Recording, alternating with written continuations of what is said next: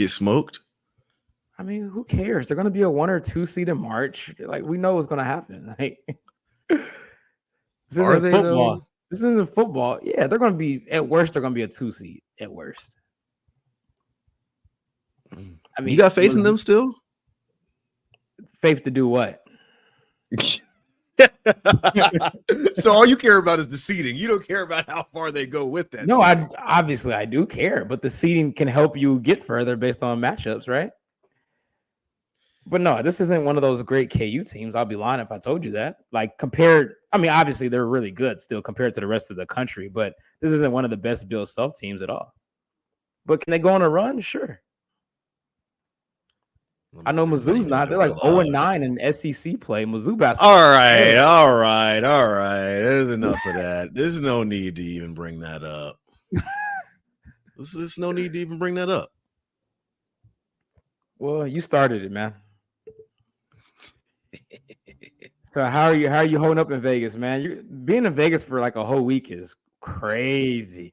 Like Vegas is one of them cities where, like, honestly, like best case for me is 2 nights, 2 days, and I'm good. Like after like 2 days, you're like, I want to go home. 9 nights. I'm spending 9 nights here in the Big Dorito, the Luxor, the Media Hotel. How am I holding up? I'm not really holding up. I'm trying my best, but it's this will test anyone. And I feel like today, I mean, you're there, so you can correct me if I'm wrong. I feel like today was kind of really like the real start. I feel like, I mean, obviously I know Monday was, but do you feel like today kind of felt like, okay, I'm really in Super Bowl week now? Opening night was cool, and that's always like, the official start. I think, and then the players kind of gave voice to this today, like the normalcy a little bit, like, oh, you're back into like a regular football week again, Wednesday, Thursday, Friday, game on Sunday type of thing. Yeah. But getting here Saturday and seeing the plane arrive on Sunday, I've been in that mode for a little bit, my guy. Yeah, for sure. Well, thank you guys. Another episode of Coast to Coast with Mark Gunnels and Aaron Ladd. You go intro? You gonna take it away? Yeah. Aaron Ladd is live in Las Vegas. Hey, we're not coast to coast on this show. We're both on the West Coast, actually. You're only 4 hours away driving and about a 45-minute flight from me in LA right now. So we're both on the West Coast. This is just Arrowhead Pride Coast. Yeah, I get there Friday, man. So we got to link up, take a picture, do the whole shebang.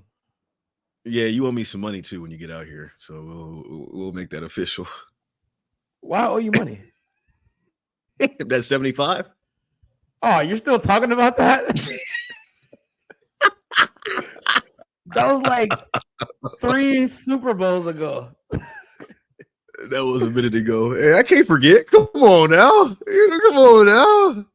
Well, no, that wasn't even Super Bowl weekend. You came out. That was the Chiefs Chargers game, wasn't it? When you came out here, we hung out. Yeah, that was 2 Super Bowls ago, I think. Yeah, because that was the year the Chiefs could have been in it against the Rams, and it was in LA that year. Yeah. Let's get into it, man. Chiefs Coast to Coast is on one coast for episode 76. Aaron Ladd is in Las Vegas looking ahead to Super Bowl 58. Mark Gunnels is in LA. He's on his way to Vegas, as you heard. Steven Serta is behind the board in Kansas City as we look ahead to Chiefs versus Niners from Allegiant Stadium on Super Sunday. We will go and get Mark Gunnels' prop bets and prop picks. We don't have to go to Vegas. We're already in Vegas as Mark Gunnels has a chance to finish above 500. How? Just how? You left me for dead. You left me for dead. You're like, I can't, if I give her 500, I'm going to be on your head, bro. Because I'm going to tell Serta to pull up some old clips. It was like, there's no way you're getting over 500. You're like 12 games under. You left me for dead. You didn't trust the process. Didn't have no faith in your boy. And here I am on the verge of being over 500. Well, he's not there yet. We'll see if he can officially make it happen. He'll give us his plays and picks ahead of the Chiefs. It also helps that the Chiefs went this far. I got more games to pick on. That's true. That is very true. We'll see what Mark Gunnels is feeling as the San Francisco 49ers are slim favorites over the Chiefs. We'll talk Nick Bosa. We'll talk Eric Bieniemy, and we'll recap opening night as the Chiefs are in the Super Bowl for the fourth time in the last 5 years. Can't have coast to coast without you all, the fam, the audience, the listeners. Appreciate y'all tapping in with us wherever you are. I got some people in the comments from X, YouTube, Facebook. My goodness, it's a very active chat already. And we want to make your voice heard. 816-514-1267 is our voicemail line. If you have any comments, criticisms, concerns, please leave them in the chat and we will address them at the end of the show. I think that's an official intro. Let's get into our Chiefs recap.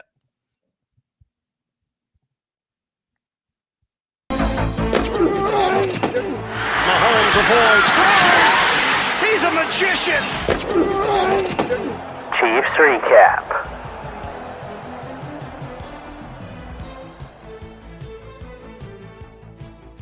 All right, so not really recapping a game here. We recapped the AFC title game on last week's episode, so I guess we'll recap everything that's happened since then. We'll start with the Chiefs departing KCI and arriving on Sunday here at Harry Reid International Airport to plenty of fanfare. I wasn't here for the arrival last year. I covered the Super Bowl in person last year, but I was part of our second wave, so I got the whole experience this time around. Got to be on the tarmac when the plane touched down and Patrick Mahomes and company come off. Nothing like anything I've ever experienced before, Mark. They had a gang of Elvis impersonators. There was a live DJ. I mean, Las Vegas is doing this thing right to welcome the Chiefs into Vegas. It was cool to see Andy Reid and kind of the crew kind of handle it as business as usual. As this is kind of the thing. I've said this before, and I'll say it again here on our platform. There's 5 seasons in Kansas City now. Spring, summer, winter, fall, and then Super Bowl season. And the Chiefs have a Super Bowl routine, and that started with the team arriving on the tarmac. You found anything cool from those arrivals and the departure and that kind of stuff? Yeah, I mean, I like how, when they come in, you see the flag in front of the plane. That's pretty cool. Patrick Mahomes come out with his signature bag with the PM logo on it, with the shades, the Oakley shades, I believe.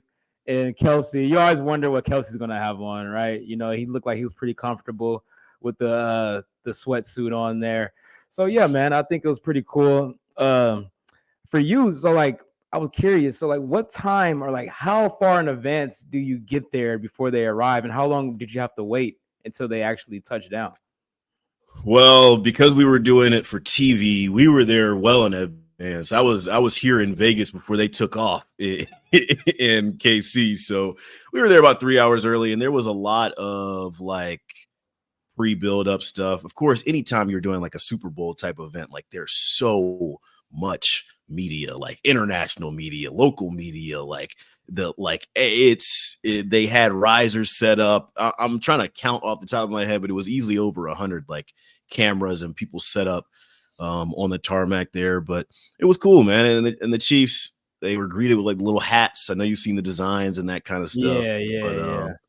The arrival was just that first benchmark, and of course led in to Super Bowl opening night, which was at Allegiant Stadium this year. On the field, the turf that they had down was not the actual playing surface. I know there were some questions about that. People walking on the actual grass, no, it's not. There wasn't any of that. They had all the individual podiums.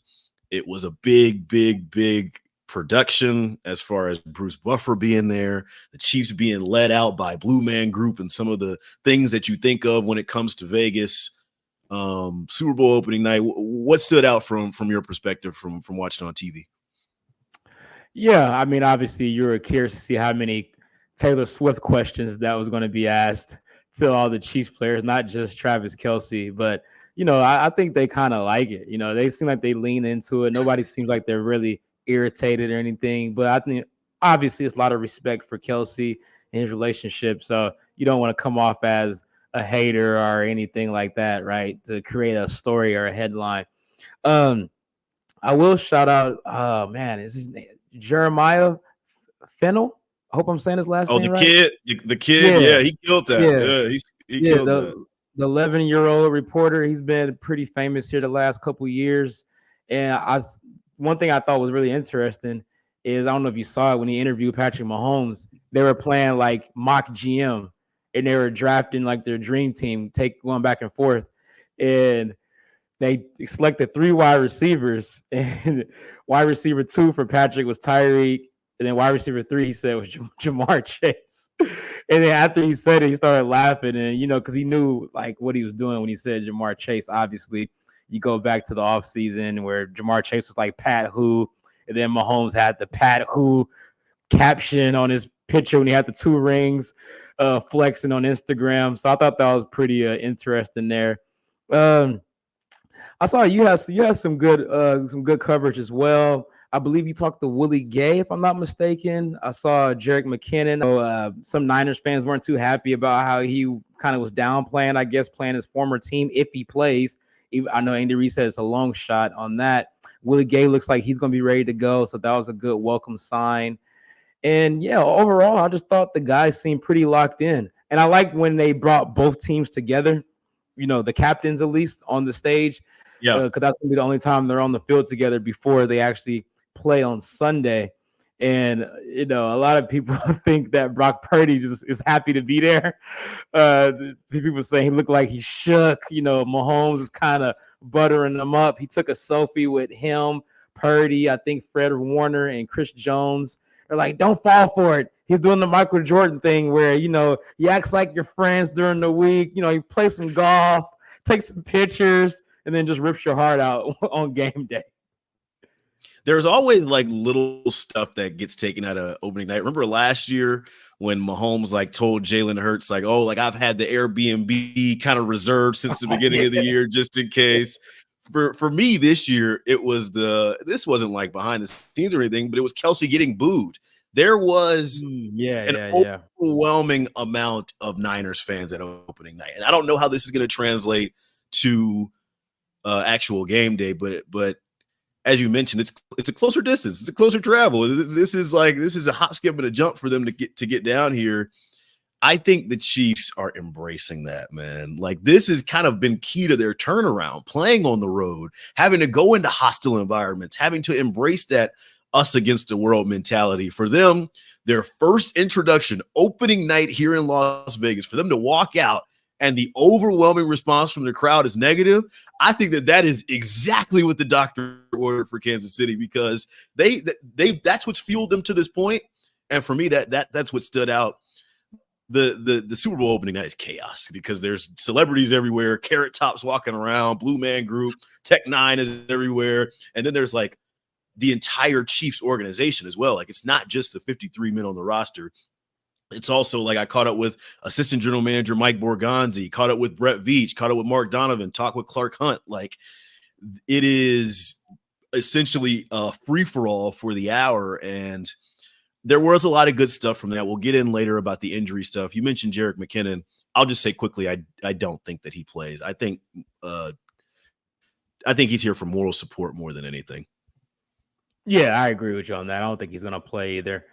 Same with Joe Tooney. I don't think he's going to play as well, even though Andy's saying there's still a shot, but it's a long shot to say the least. So they're going to monitor that day by day. But to go back to what you were talking about, the fanfare, I want to touch on that as well.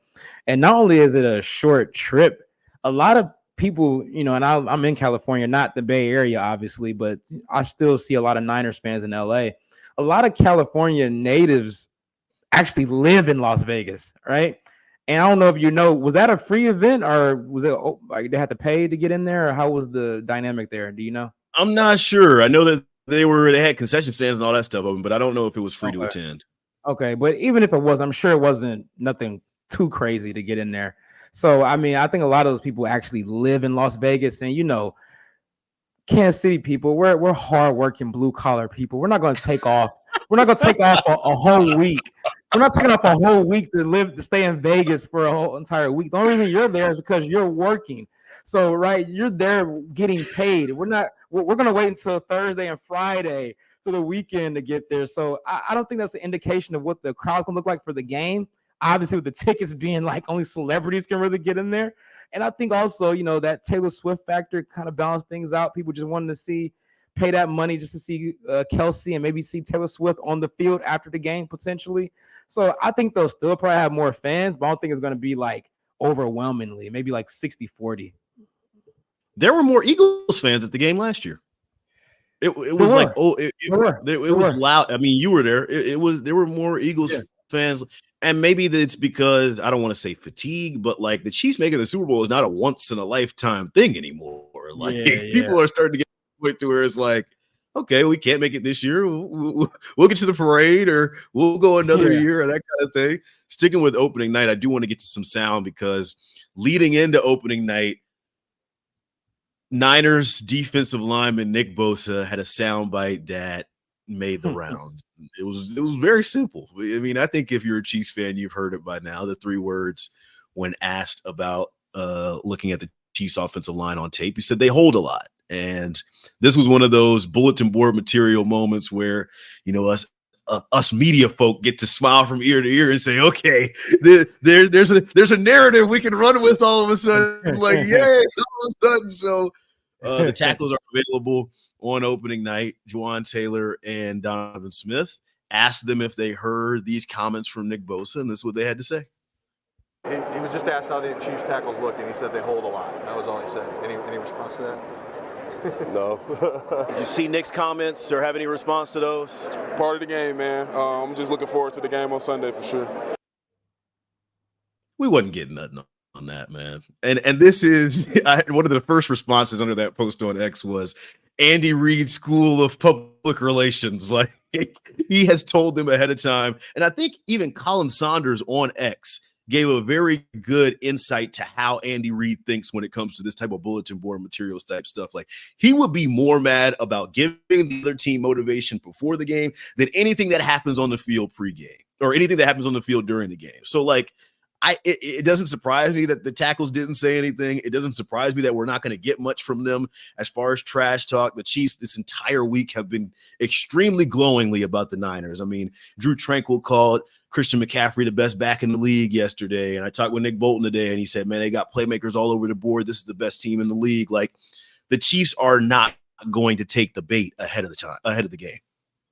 Yeah. And then even last week when they were still in Kansas City, Travis Kelce called George Kittle the best tight end in the league. He said this is going to be the best defense they faced all year, which is kind of funny after playing the Ravens 2 weeks ago, who was probably the best defense by far this year. So maybe a little slight to Baltimore there.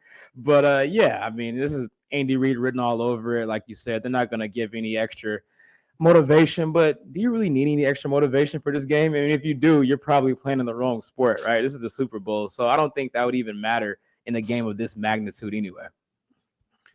Chiefs Coast to Coast, episode 76 here on the Arrowhead Pride Podcast Network. James Johnson Jr. is tapped in with us on YouTube, says, what's up, fellas? Joshua on X says, let's go. We got a couple questions that we'll get to later, including our score predictions. Why you didn't mention Joshua's comment that said Rock Chalk? You didn't see that one? Well, there's no need to mention that. There's no need to mention that. Okay. I see you, Joshua. How about a little bit of news that came out of availability here on Wednesday? And this is Andy Reid giving us a little something. He was asked about Eric Bieniemy's future because the Washington Commanders have hired Cliff Kingsbury as their new offensive coordinator under Dan Quinn now. And though Eric Bieniemy had one additional year on his contract there, he's now a free agent, able to move around and go wherever he wants to.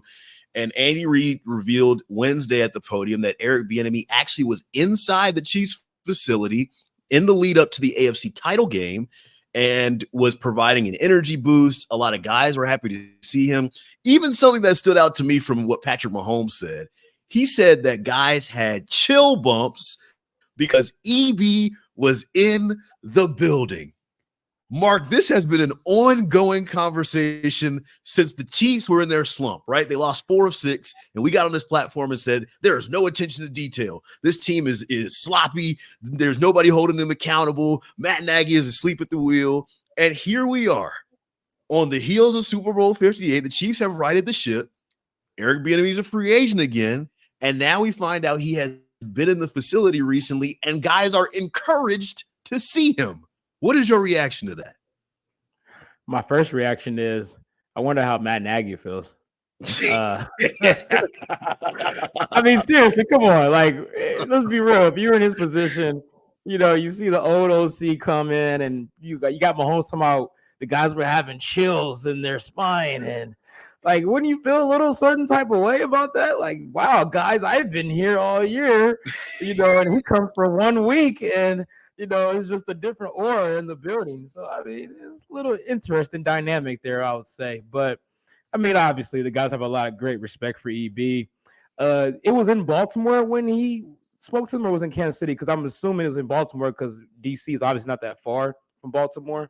So maybe he just came over and said what's up before the game or something like that. That might be a good shout by you. I don't know if there's exact details on that. I'm gonna have to look back to the exact wording on it. Yeah. Yeah, I was just assuming because they're so close in distance there. But I mean, I think big picture wise, I think he's gonna be on the staff next year in some capacity. Nah, I don't think they don't have an opening, Mark. They don't have an opening, Mark. Where's he gonna go? They could create a title, a passing game coordinator, or something like that. They could do something, man, to get him in the building. I truly believe that because I don't know where else he can go. I mean, all the OC jobs, I believe, are filled up right now. Obviously, the head coaching jobs are all filled up. So I just don't see Andy Reid not finding something for him. And I think this is the start of that with him being in the building and being welcomed back like nothing else has changed. Let's stay here for a moment because I really like this topic. This has got some meat on the bone. First and foremost, is it a coincidence or not that after EB talks to the offense, as Andy Reid said, the Chiefs come out and score touchdowns on their first 2 opening drives for the first time all season, Mark Gunnels. They hadn't done it all season. They hadn't done it all year. And then not only that, against the best defense in the league.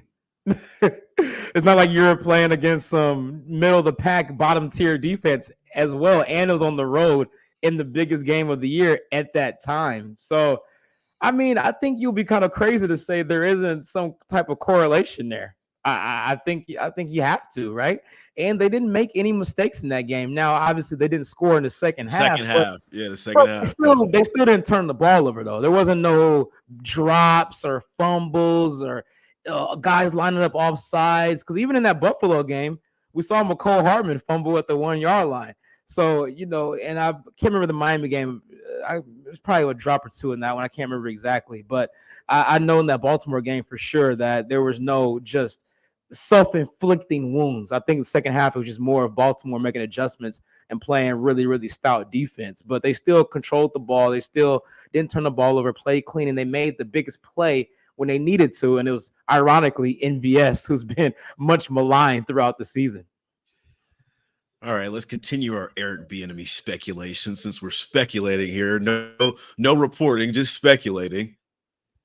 Do you think he would come back and be the wide receiver coach potentially? I think any type of position they can get him in, they'll try their best to make it happen.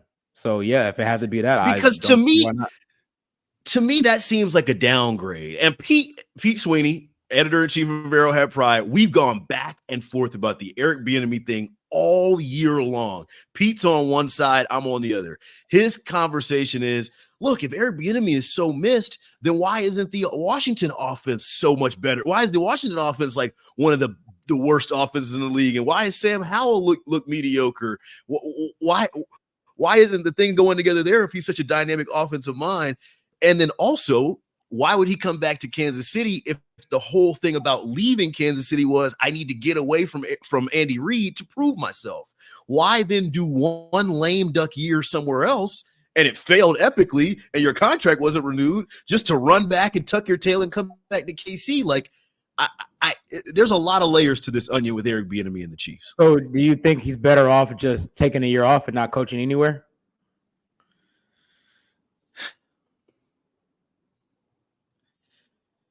That's a good question.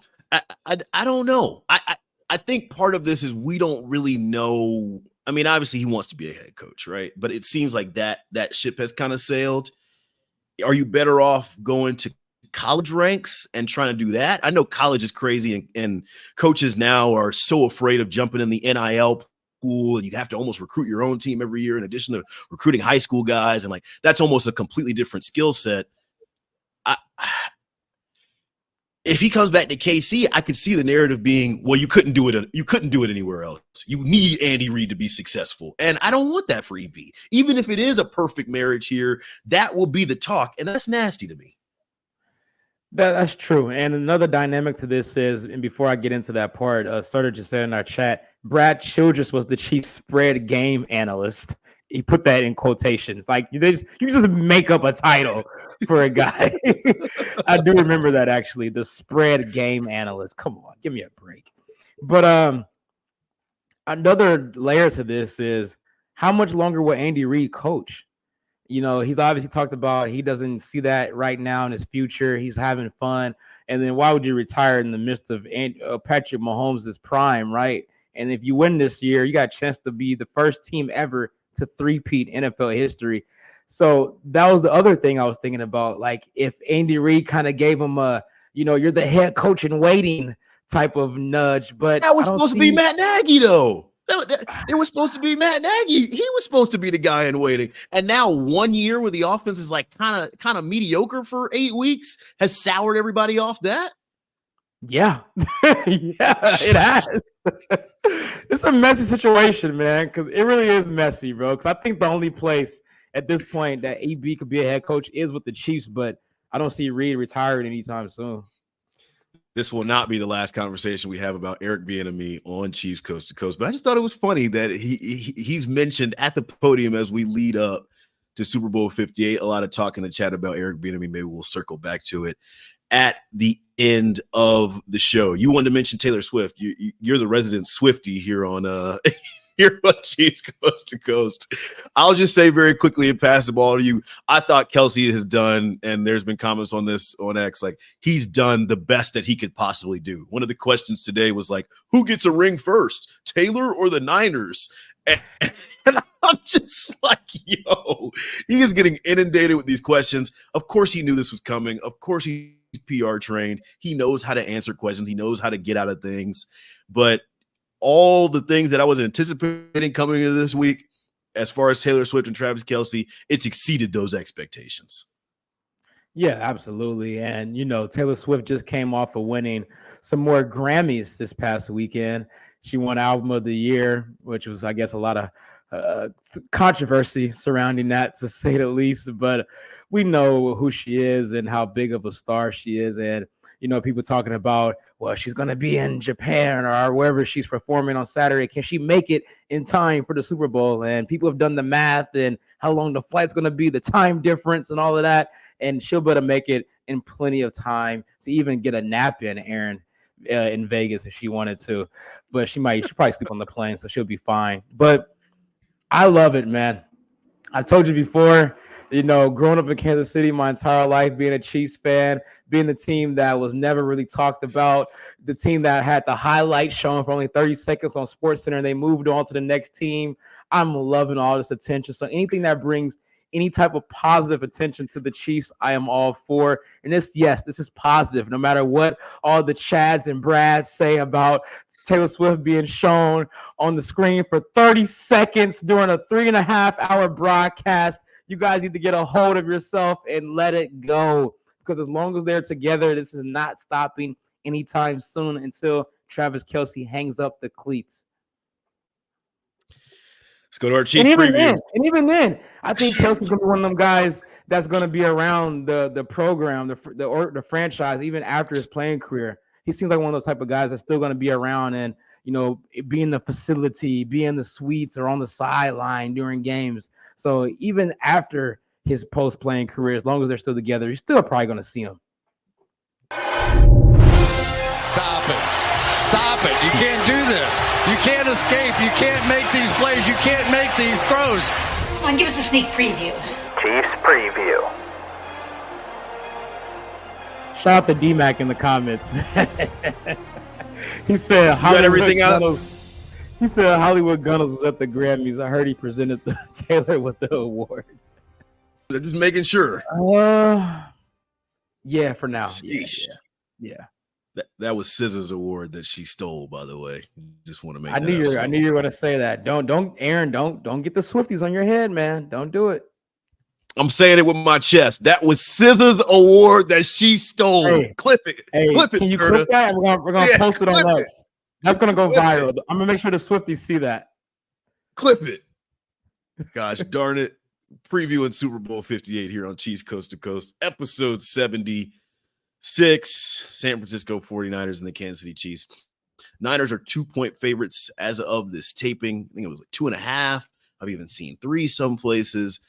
Currently 2 points. Let's start with our injury updates. I haven't seen an injury report. We're recording this on Wednesday. I haven't seen the injury report come out for today yet, but yeah, we should. But I can update you with what we know as of this moment. Joe Thuney, who's still dealing with that pec injury, was called a long shot by Andy Reid to go. James Palmer has followed up and said, the Thuney camp is still trying their best to make it happen. I talked with Joe Thuney on opening night. He said it's a day-by-day thing, wants to get just towards the end of the week and see if it's a positive thing towards the end. Andy Reid kind of called it like a strength issue just to see how much strength he actually has there. Because, when you're an offensive lineman, man, you're up here. You're using that. You need the strength and the range of motion. If I'm calling it right now, if I'm doing a Ladd prediction, I don't think Joe Thuney goes and Nick Allegretti gets a second consecutive start. Kadarius Toney, who was in that up and down middle ground, didn't know what he was dealing with, had the kid, had the Instagram live, doesn't have an injury designation, but we talked about this in the chat. I don't see a world in which Kadarius Toney plays in this game. I just don't. I don't either. I just don't. I don't see why you would mess with something that's been working with the condensed rotation. You know who your main guys are, who you want to touch the ball, who you want to get snaps. And the last image we saw of him was dropping a pass that led to a pick against New England. And that feels like forever ago. December 17th. What about this? Quickly on Toney here on Chiefs Coast to Coast. What about just as a punt returner? We saw him make a game-changing play in Super Bowl 57 as a punt returner. He didn't really get much burn as a wideout in that game really either. Obviously, he scored the touchdown. But the punt returner aspect of things, if you're just putting him right between the rails and say, hey, we need you to make a play, would you be comfortable with KT being a punt returner in this game?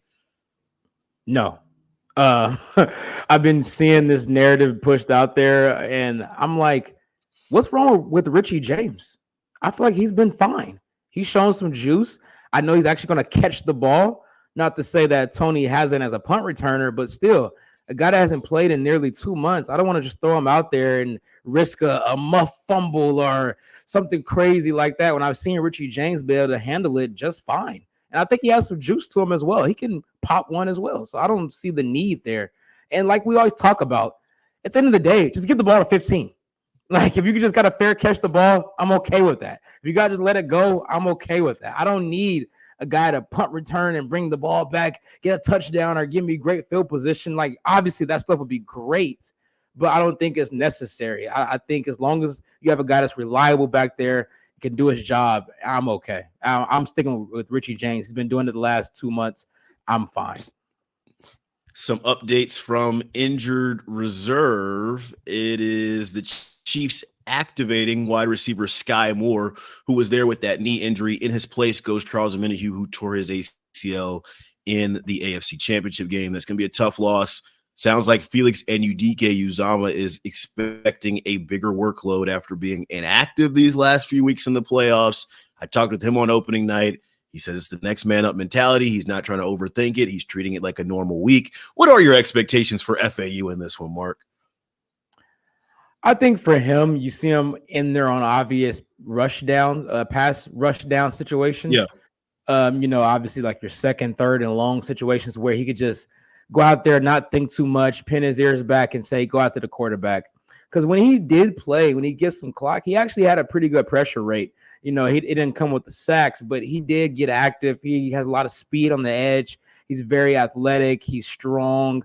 And they picked him in the first round for a reason. They felt that, this guy has potential to be really good one day. I know people were saying they just got him because he's from Kansas City, and it was a great story in Kansas City with the draft being there. I don't think it mattered where the draft was at. They would have picked him there regardless. It just happened to be a perfect storm.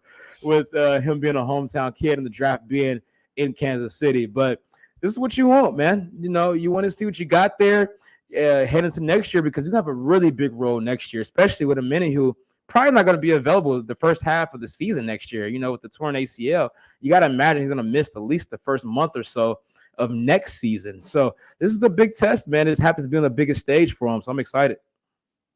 I think this is a great opportunity for FAU, right? Like, think about what Sky Moore did in the Super Bowl and the confidence that built for him going forward. Yes, he didn't completely capitalize on it this year, had the injury, but like for Felix, a guy who had a roller coaster year, had the high emotion of being drafted in your hometown by the hometown team, and then you spent most of your year kind of learning, like, this is the opportunity to put all those things together and to help a team win a Super Bowl. You can take that into the offseason and build off of it going forward.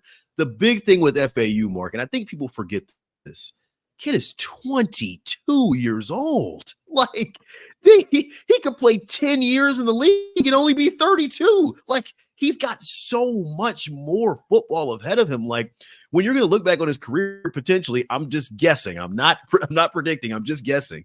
You won't even remember this first year, potentially. Like, you won't even say he was a healthy scratch. You could say he made a big play in the Super Bowl that catapulted them to another title. Like, this is best case scenario for FAU. I don't root for guys often, but I'm absolutely rooting for him to have success in this game. Last but certainly not least is Jerick McKinnon, who we talked about briefly earlier to start off the show. His practice window was opened, but from what I've gathered from the talks here, from what Andy Reid said at the podium, he's mostly here as a locker room guy, as a moral support type guy. Another piece of this pie, Patrick Mahomes was asked, and this was kind of sometimes you can get information out of funny questions. Somebody asked Mahomes who would be the best future coach on the team. And the two guys that he mentioned were Blake Bell and Jerick McKinnon. And I think that gives great insight to why they made this move and why he's here on the team as early as he is, or he's on the trip as early as he is, because he's an extra set of eyes, a former 49er, a guy who's going to be in that wide receiver room, or excuse me, that running back room that helps them get ready for this big stage. I also heard Brian activated him and opened his window and allowed him to make the trip is to be in that room and provide some of this moral support. Well, you said a wide receiver room because he led the team in receiving touchdowns last year. So don't feel too bad about that. But yeah, I totally agree. And just a sidebar real quick, I was thinking about that. You know, who would be a great head coach on this team? How about Nick Bolton? I feel like Nick Bolton would be a really good head coach one day. You know, a guy that has the green dot, you know, controls the defense. He seems like a very stoic type of guy. He doesn't give too much at the podium. So he kind of fits that head coaching mode to me as well. But as far as McKinnon goes, yeah, I don't think he's going to play either. And how about this? How about a full circle moment? Remember last year, CEH didn't dress for the Super Bowl. Now he's going to be RB2 in this game. And after that game last year, you know, he didn't go to the parade. People thought he was done in Kansas City. He went to Fashion Week in New York. You know, everybody was writing him off of being a Chief this season. So full circle moment now. Now he has a chance to play in the Super Bowl because McKinnon's not going to be out there. So I think you may see him in a couple packages. And, you know, he's going to be a guy who's going to be super, super excited to play in this game. Chiefs Coast to Coast is rolling right along as we preview Super Bowl 58. If you have any comments, criticisms, concerns for the gang, drop them now because we will be answering them at the end of the show. Serta wanted to make sure we talked about this. Remember earlier I mentioned I think it's going to come down to the Chiefs defense versus the Niners offense. How about the Chiefs O-line versus the Niners pass rush? With no Joe Thuney expected to play in this one, it's Nick Allegretti stepping in. I talked with him earlier today about what kind of the mindset is like as both of them kind of try and prepare for this big game. I'm treating it like I'm playing because that's how I have to mentally. He's also treating it that way. So, you know, when a left guard coaching point comes up, we'll kind of look at each other and try to interpret it for each other. And, you know, what that step means or, you know, what the angle means that we have to take. And having a guy like that who's been probably the best guard in this league for the last 4 or 5 years has not gotten his credit that he deserves. But having a guy like that, you know, in your ear and helping you along the way and, you know, seeing him prepare, but, you know, also knowing that, you know, the coaching points he's taken, I can apply to myself. He's been incredible. The Niners also top 10 in sacks, Mark. They finished the regular season at least with 48 sacks, which was good for a 7th place tie. I think Nick Allegretti played well in Baltimore. Obviously, he got occasionally, but I think even if Joe Thuney isn't able to go, his mental, what's between the ears, is going to help KC be successful at Allegiant Stadium on Sunday. Yeah, you're talking about a guy that, and Nick Allegretti, who's been a starter before. He's been in the system for 5 years. And in that Ravens game, he actually had the best blocking grade out of all the offensive linemen in that game, including the ones from Baltimore. And now that was one of the best fronts you're probably going to see all year. They led the league in sacks, actually, did the Ravens. And you didn't really notice Allegretti at all, which is a good thing for offensive linemen when you don't hear their name too much, because if you do, that means they're probably getting holding penalties or, things of that nature. They're getting their butt whooped at the line of scrimmage and giving up sacks. So you didn't get any of that in that game. I think it helps a lot too when you have Creed Humphrey to your right. I think one of the best centers in the league, if not the best. Him or Jason Kelsey, you can argue that one. But I think they're fine. And Andy Reid, he's really, really good offensive lines. He knows how to play to their strengths, keep the defensive line off of balance, using misdirection, some eye candy, putting guys in motion. That things like that slow down the pass rush, and also being effective in the run game, which is probably the most important part of slowing down a pass rush, because now you're keeping them off balance. Right, you're staying on schedule. You're living in 2nd and 5, your 3rd and 2s, where you have a run pass option. So I think those things are going to be key to making sure they're keeping Patrick Mahomes clean and in the pocket. It's time to talk about the D word. Pause. Hey, yo. Did you said that like so normal, as if like you intentionally wanted to say it like that. Well, I got to tease, I got to keep the audience listening. You know what I mean? Hey, All right, what's the D word, man? Dynasty. To me, the Chiefs are already a dynasty. I don't care what happens on Sunday. Obviously, it matters, and we measure everything by Lombardi trophies because that's what matters at the end of the day. But 6 straight AFC title games, 5 of those at the crib, 4 Super Bowls in the last 5 years. The Chiefs are already a dynasty, in my opinion. But yes, a win over the Niners and Brock Purdy on Sunday, to me, would remove the question mark and replace it with an exclamation point. And then you're starting to enter that rare air. Yes, they're already in rare air, but we're talking Bill Belichick. We're talking like I don't need to see much more to say are the Chiefs a dynasty, because they got so much more to go too, Mark. Like the story ain't done. Andy Reid is not retiring anytime soon. Patrick Mahomes still got plenty of good ball left in him. This could be one of the last chances that Travis Kelce has, but I think the Chiefs are already a dynasty whether they win or not. See, that's where I disagree. I think you gotta win 3 in a certain time of frame. If you're looking at the history of the league, all the teams we consider dynasties, they did that. The Pittsburgh Steelers, they won 3 in 5 years. I'm looking right now. The Cowboys in the 90s, they won 3 in 4 years. Ain't done nothing since. Well, yeah, but I'm saying at that time, obviously they were a dynasty. The Patriots, theirs was unique because they did win 3 in 4 years, but then they went like a 10-year gap without winning one, but they still were making deep runs in the playoffs. But the theme is 3, right? I was talking about Pittsburgh back in the day. They won 3 and 5. The Cowboys won 3 and 4. The Patriots won 3 and 4. So with the Chiefs, you have a chance to win 3 and 5. And when you combine that, obviously, with all the AFC Championship game appearances, I think that definitely puts an exclamation point on it. But name me a dynasty that's won 2 in a time frame that we called a dynasty. I can't think of one.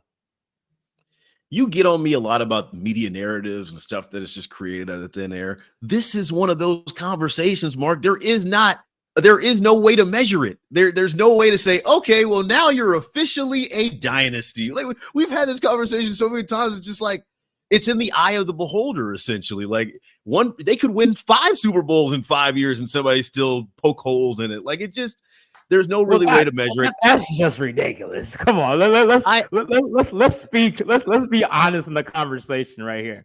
Like, okay, yes, there's not like a benchmark. Like there's not a certain number in the dictionary that says you got to do this to be a dynasty. But if we're going based on the media narratives and the history of the game and what teams have been lauded as dynasties, those three teams I mentioned have all been considered dynasties, and they all won 3 in about a 4 to 5 year window. So I'm just going based off of the history of the league and what the masses and the media and the historians have called dynasties. Let's go to Vegas. Place your bets. Oh, there it is. There it is. 2 touchdowns. Win by at least 2. Let's go to Vegas with Mark. Oh, yeah, baby. Las Vegas week. Let's go. Mark Gunnels has crawled his way out of the depth. The depth. When I tell you this man was down, you didn't even want to give plays at a certain point. You were like, oh, I want to take a week off. But somehow, some way, Mark Gunnels is 9-1 in his last 3 weeks. We took last week off because obviously no game. 9-1 in his last 10 plays to crawl his way up. He's 27-30-1. There was one push in there. 27-30-1 on the year. Usually he has 3 plays, but how many plays do you have this week? Because we gave you an opportunity to kind of do some prop bet stuff to try and get above 500. How many plays you got for us, Mark? I got 6. I'm doubling it up. Woo! He's going all in. See, this could go bad for you. It could go the other way. It could go the other way. It could. We're giving positive vibes, positive thoughts. Mark Gunnels has 6 plays ahead of Super Bowl 58. Here on Chiefs Coast to Coast, Mark Gunnels, take it away. Yeah, man. You know, I normally do 3. I think it's only right that I double it up for the Super Bowl. And with it being in Vegas, I mean, you got to go big. You got to go crazy. So let's start it off. Patrick Mahomes over on passing yards. I got it at 261.5. This Niners secondary is very fragile, to say the least. They do have a good front 7, but as we mentioned earlier, I think they'll better keep them off balance. I see some big potential plays down the field. I see a lot of yak opportunities for your Rashee Rices of the world, even CH out the backfield, or Pacheco out the backfield to steal some yards as well. I think Kelsey eats in the middle of the field, so I love this number. And in the 3 games he's played the Niners, Aaron, he's 3-0, and in those 3 games he averages 314 passing yards per game. So 261.5 to me feels really, really low here. So that's my first one. Second play. I've been doing this every week, Aaron. I'm going to keep doing it. When I play wide receiver number 1s, Brandon Ayuk, the under on his receiving yards, it's at 61.5. Hammering the under there. Don't even got to go too much into it. We know L'Jarius Sneed has been locking up number 1s all year long. Stephon Diggs, Tyreek Hill, Justin Jefferson, Jamar Chase, you name it. So I'm going to continue to ride that train until the wheels fall off there. Third play. I'm taking Chiefs team total over 23.5. I was shocked when I saw that number. I'm like, that is extremely low. I know they only scored, 17 against the Ravens last week, but that was the best defense in the league. And they scored all of that in the first half. I think this Niners defense is a lot more fragile than that. And you're giving me 23.5 in the Super Bowl with Mahomes? Got to take the over on that one. I think that's way, way too low. Fourth play, another over. The total of the game, I'm taking the over on that as well. It's at 47.5. I do think as good as this Chiefs defense is, this Niners offense presents a different challenge than what they faced. You know, they stay on schedule. Their scheme is really good. They have a lot of guys moving around in motion, and they have the most weapons the Chiefs defense has faced all year as far as the collection of them. You got Debo. I mentioned Ayuk. I know I got his under, but you still got Debo. You still got Kittle, CMC. So I think there's a lot to deal with there. And like I mentioned before, this Niners defense is very, very leaky. So I think it's going to be more points in this game than people expect. So I'm taking over there at 47.5. And then my last 2 plays, Chiefs money line, get that at plus money. You already know I have to do that one. Every time Chiefs are underdog, got to take the money line. Forget the spread. Chiefs win back-to-back Super Bowls. Mahomes wins his 3rd Super Bowl. And then my last play is obviously Mahomes MVP. Because if the Chiefs win the game, more often than not, he's going to win Super Bowl MVP unless something foreseen happens, like the Sneak is like a pick six and has 10 tackles and a forced fumble, or something crazy like that have to happen for Mahomes not to win MVP. So those are my 6 plays. I know it was a mouthful. Let me recap real quick. Mahomes over passing yards, 261.5.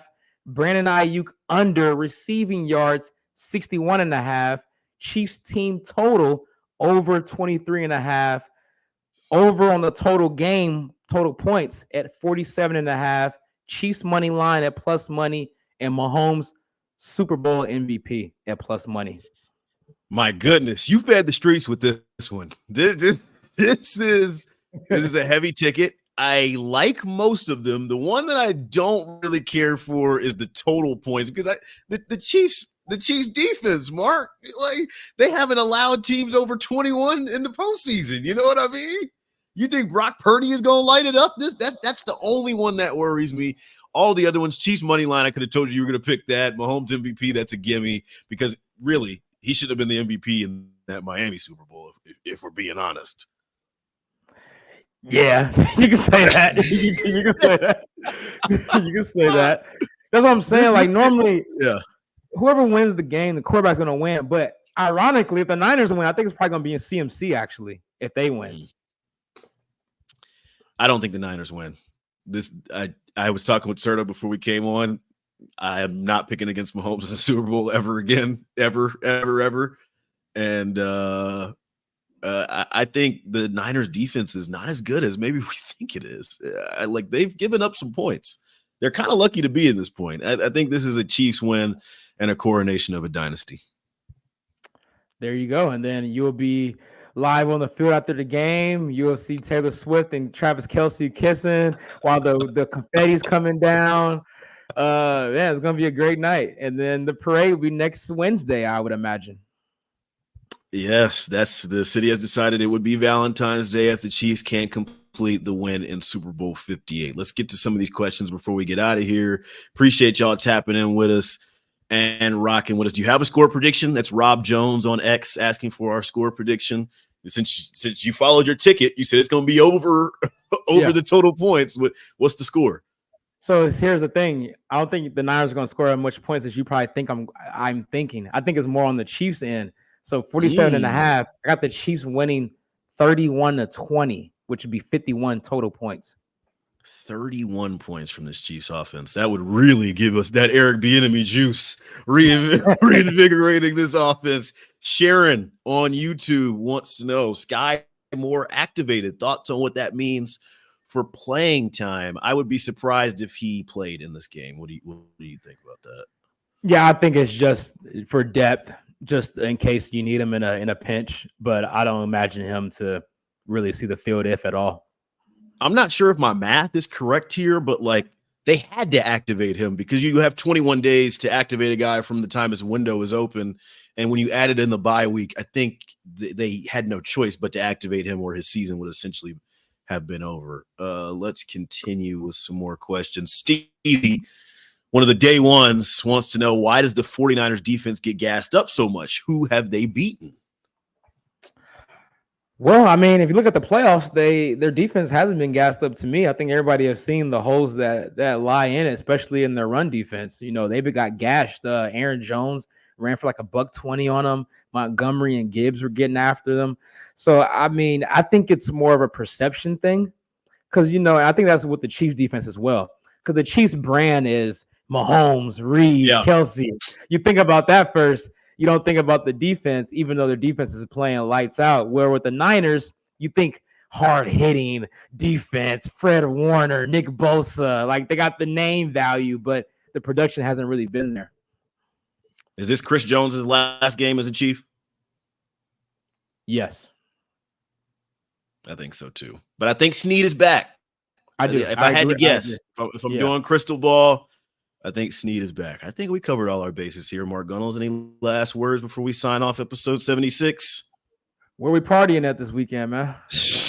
I don't know, but you better have my $75 when you get here.